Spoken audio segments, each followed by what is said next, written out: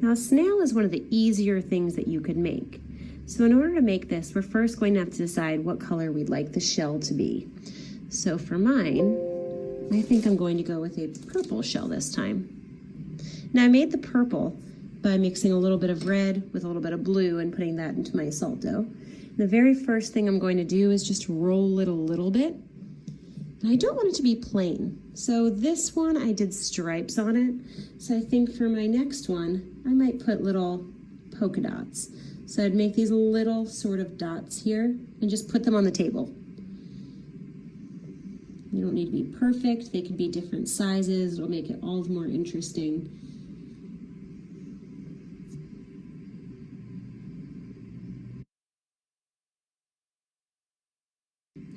And once you have all these little dots, then all you really need to do is take this little log that you formed and roll it through.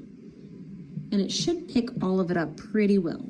At this point, you're going to want to roll a little bit more. And what I like to do is I like to hold my hand on an angle. So I don't hold my hand straight. I sort of have it like this, where it's hitting it on the side so that I create a cone-like shape, like this. And that's pretty much all that I need to do. And then once I have it here, I'm going to start from the smaller end and just start to sort of roll it up. So I have this really cool looking shell here for my snail. Once I have that shell done, I can work on the little snail's body here. So I'm going to get whatever color I'd like to use for his body, and then I'm just going to roll it a little bit this time, and then flatten out the one end. And then the other end's sort of going to come up like this. That's going to be his little head. And then I can stick this little shell right on top of his body. The thicker part should be towards his head.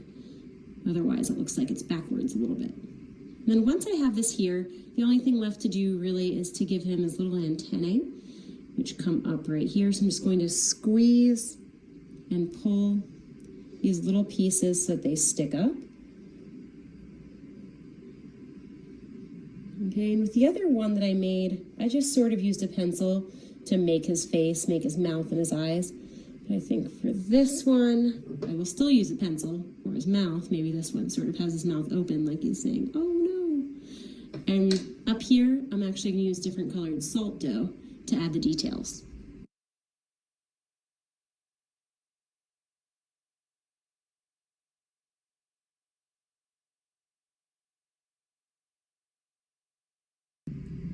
All right, we're left with a really cool looking snail.